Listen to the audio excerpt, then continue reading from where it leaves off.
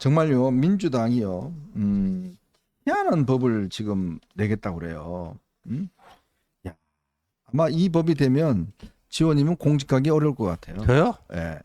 제가 뉴라이트 원조라고 하는데 네. 제가 되겠어요? 여기 보면 헌법 부정 및 역사 왜곡 행위자 공직 임용 금지 등에 관한 특별법 이걸 만든다고 그럽니다. 자, 이걸 지금 법안에 발의를 했어요. 저게 뭐냐면 이런 겁니다.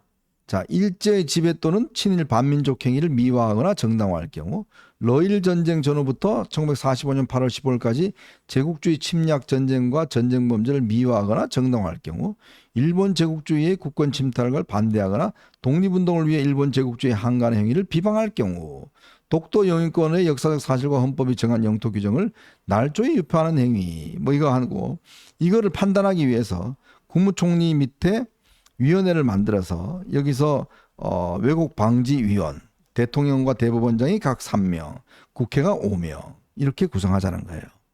이런 법을 혹시 보셨습니까? 이거는 뭐 만들어서 지금 현재 뭐 조국당까지 합치면 190대니까 네. 통과는 시킬 텐데, 설령 이게 국회에서 법안이 성립된다 할지라도요, 100% 이건 위헌 법률입니다. 네. 위헌 법률이에요. 아니 기본적으로 사상과 표현의 자유를 자기들의 주관적 판단 기준으로 X표 치겠다는 거 아니에요. 네. 허용하지 못하게 하겠다는 거 아니에요. 우리가 그 사건이 있었죠. 세종대학 그 교수 박유화 교수인가 네네. 뭐 제국의 위안부라고 하는 네, 책을 맞습니다. 내서 그게 결국은 그 민사소송이었나요? 네네. 예, 이게 형사소송이 아니고 뭐 명예훼손 뭐 형사가 있었죠. 있었죠. 근데 최종 시민 대법원 가서 어떻게 됐죠? 무죄가 선고가 됐습니다. 확정이 됐죠. 무죄가 선고가 됐어요. 왜? 그건 표현의 자유 그 영역으로 보아야 된다 하는 거였습니다. 그런데 이거를 국회 다수당이 이런 식으로 한다? 근데 저 사람들이요, 뭐 스스로 이제 진보 세력이라고 칭하고 있는데, 좀 뭐 사이비 진보 세력이라고 보는데, 저 사람들이 딱 무슨 특정 단어를 얘기하면 경기 일으키는 게 뭐죠? 메카시 아닙니까? 메카시즘. 이게 미국의 한때 상원은 메카시. 저 빨갱이야! 그러면 그 사람 갖고 족치고 뭐하고. 네. 그런 식의 이제 빨갱이 몰이를 이제 메카시즘이라고 하는 거 아닙니까? 그야말로 정말 파시즘적인 비민주주의적이고 뭐 이런 거의 대명사가 이제 메카시즘이고 그 좌파 인사들이 메카시즘, 메카시 이름만 나와도 경기를 일으키는 거 아닙니까? 네. 저거 말로 그대로 똑 닮은 행위 아닙니까? 예? 저는 근데요, 이 법 중에서 한 가지만 추가하면 저 이 법 찬성할 것 같아요. 뭔데요? 뭐냐면 일제 샴푸 쓴 사람. 오, 일제 샴푸 쓴 사람은 공직에 나갈 수 없다. 저는 거기다 하나 더 추가하겠습니다. 뭐 합니까? 초밥 10인분 시켜 드신 분. 초밥 먹는 사람. 네. 일제 샴푸를 쓰거나 네. 초밥을 먹은 사람은 공직에 나갈 수 없다. 저는 이 법 넣으면 이 법 발의 찬성하겠습니다. 예? 좀 부부가 그냥 가겠네요. 네. 정말요, 참 코미디 같은 일 아니겠습니까? 아니 어떻게 본인들이 이 위원들이 당신 친일이네, 공직 나가지 마. 자, 너 당신 1948년 그 8월 15일 건국제라고 그랬지? 그 친일이야. 나가지 마. 이렇게 이야기를 하는 거예요. 김대중 대통령도 지금 저렇게 되면 김대중 대통령도 공직 자격이 그럼요. 없고요. 그리고 그럼 친일인지 아닌지 누가 판명하죠? 거의 뭐 이제 옛날 무슨 뭐 완장찬 사람들이 가서 그러니까 반민족 연구소, 같은 반민족 경우, 예. 문제 연구소 거기서 친일 인명사전을 펴냈잖아요. 네. 근데 거기 이제 인천 김성수 백선엽 장군. 동아일보 고려대학교 설립자고 우리나라 농지개혁의 사실상의 네. 핵심적인 역할을 하신 분이고 그다음에 우리 재헌헌법도 그 인천 김성수 선생 사랑방에서 사실 태어났다 해도 과언이 아니고 네. 그다음에 이 한민당 고아 송진우 선생과 더불어서 한민당을 창립한 사람인데 이 반민족 연구소에서 인천이 이제 일제 강점기 말기에 학도병 뭐 나가라 이걸 좀 권유를 했다 해서 이제 친일 분자로 찍어가지고 뭘 하니까 그 고대 옆에 그 길 이름이 인천로에서 네. 성북구청장이 민주당이 되다 보니까 맞아요. 그 인천로를 고대로로 바꿨어요. 없애버렸죠. 근데 김대중 대통령이요. 네. 그때 그 재임 시절에 뭐를 얘기하면서 그래도 인천 김성수 같은 인천 김성수 선생 같은 분이 계셨길래 어쩌고 저쩌고 해서 네. 그렇게 평가를 합니다. 네. 그래서 그런 거, 그러니까 예를 들면 인천 김성수가 친일인지 아닌지 누가 어떻게 평가하죠? 이종찬 같은 사람이 평가합니까? 그러니까 좀 기가 막혀요. 자, 이래놓고 이 법을 지금 뭘 입법을 하겠다는 거예요. 근데 제가 가만히 생각해봤습니다. 자, 민주당과 좌파들이 지금 계속 이 일본 관련된 이야기, 후쿠시마, 독도, 그 다음에 이제 이런 이 일본 친일 행위 이런 거 들고 나오잖아요. 네. 왜 이럴까? 음. 그걸 아마 제가 곰곰이 생각을 해봤어요. 그랬더니 제가 딱 머릿속에 떠오른 게 있습니다. 바로 뭐냐면 이 좌파들의 차기 집권 전략 중에 하나다. 그 이유는 뭐냐면 예전에는 이 진보 좌파들이 주로 북한 문제를 거론했어요. 그렇습니다. 자, 우리는 하나다. 북한과 뭔가 잘해야 된다. 뭐 이런 것들을 들고 나왔잖아요. 그런 걸 들고 나오면서 이제 좌파들을 결집시켰잖아요. 우리는 하나다. 통일 뭐 어쩌고 저쩌고 하면서 긴장 완화 뭐 등등 이야기하면서 해왔어요.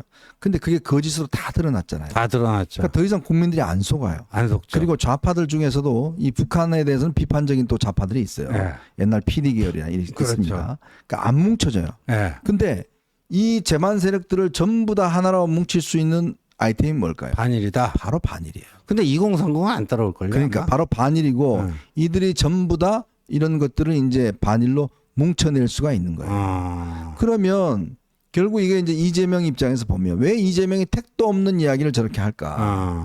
뭐 안 먹히는데.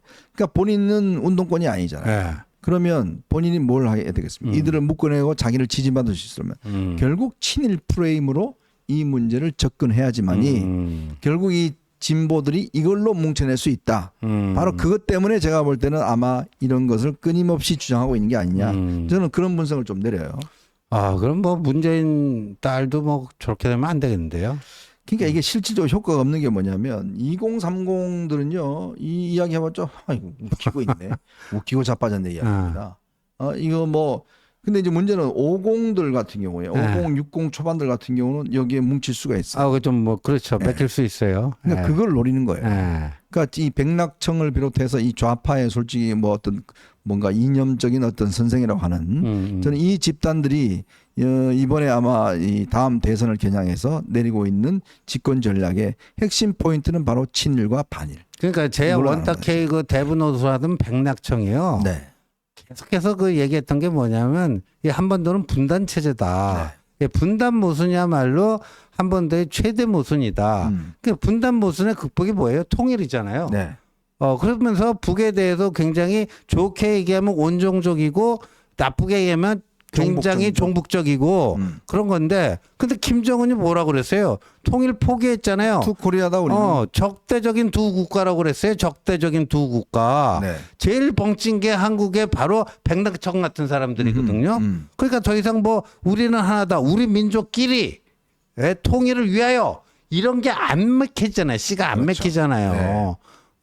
그러면 뭐 이거 뭉치게 할 수 있는 게 이제 그 축창가 부르고 뭐 하는 거다. 근데 저는 이제 이 자유우파가 슬기롭게 현명하게 대응해서 2030을 완전히 거기로부터 분리해내야 됩니다. 정치적으로 손해가 나게끔 그거를 피눈물 흘리면서 한번 처절하게 체감하게끔 만들어야 됩니다. 그러니까 이 부분을 그냥 우리가 우리 보수 쪽에서 그냥 넘길 게 아니라 역공을 가해서 그럼요. 2030을 이들로부터 떼내는 바로 그러한 어떤 전략을 갖춰낼 것 같습니다. 네. 얼마나 이들이 이야기하는 게 허구적인지, 네. 얼마나 이 독도 전시관 하나 없어졌다고 우리가 독도를 팔아넘긴다고 이야기하는 저 박찬대 전현이 이 정말 코미디 아니에요? 코미디죠. 네? 아니 세상에 전시관 하나 없앤다고 그거를 우리가 일본에 팔아넘긴다고요? 얼마 받고? 진짜 이거는 말도 안 되는 주장을 하는데 이거를 그냥 말도 안 되는 주장이라고 어떤 떠넘길 게 아니라 바로 이런 부분들을 집중적으로 홍보를 해내야 됩니다. 자, 저들이 얼마나 기가 막힌 세력인지를 알려줘야 돼요.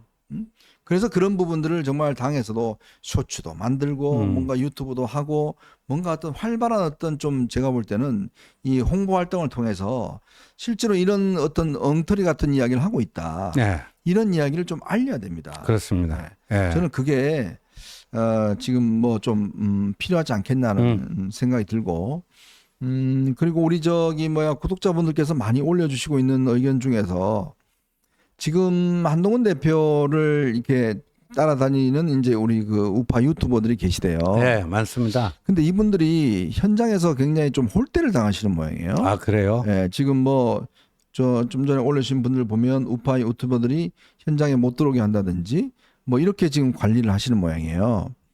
그래서 제가 좀 말씀드리는 건데, 그러니까 이런 분들을 좀 당해서 미리 누군지 뭔지 모르잖아요. 네. 그러면 어떤 뭐 티켓을 발급한다든지 예. 출입증을 발급한다든지 뭐 그런 형태를 통해서라도 네. 왜냐면 좌파들은 막 들어가고 막 찍는데 우리 우파 분들의 그 유튜버들 같은 경우도 이게 이제 당의 홍보라든지 이런 게 많이 되잖아요. 네. 좀 그 부분에 대한 대책을 좀 마련해 달라는 알겠습니다. 제가 말씀입니다. 지금 말씀 주신 거 그 관련해서 그 관계자들하고 좀 머리 맞대고 네. 좋은 해결책이 개선책이 있는가 좀 살펴보고 보고 드리도록 하겠습니다. 제가 많이 느끼는 거지만 이 우파나 국민의힘은 진짜 홍보는 아주 그냥 빵점입니다. 빵점.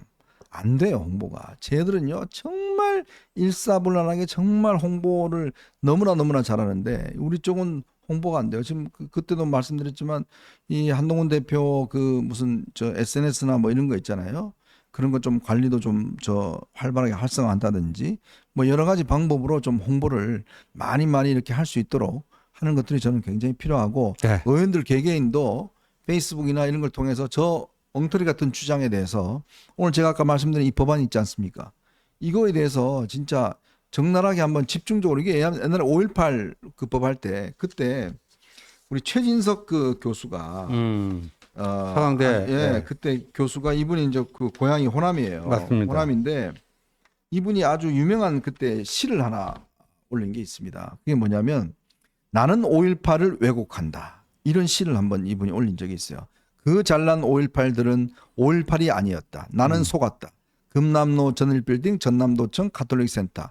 너릿제의 5.18은 죽었다. 자유의 5.18은 끝났다. 민주의 5.18은 길을 잃었다. 5.18이 전두환이 닮아가는 줄 꿈에도 몰랐다. 나는 운다. 5.18 역사 왜곡 처벌법에 21살의 내 5.18은 뺏기기 싫어. 이런 시를 한번 올린 적이 있어요. 이게 당장에 그때 굉장히 파문이 일으킨 적이 있거든요. 그러니까 그런 것처럼 좀 뭔가 이런 부분들에 대해서 좀 따끔하게 공격하는 저는 그런 활동이 필요하지 않나 싶습니다. 맞습니다. 예.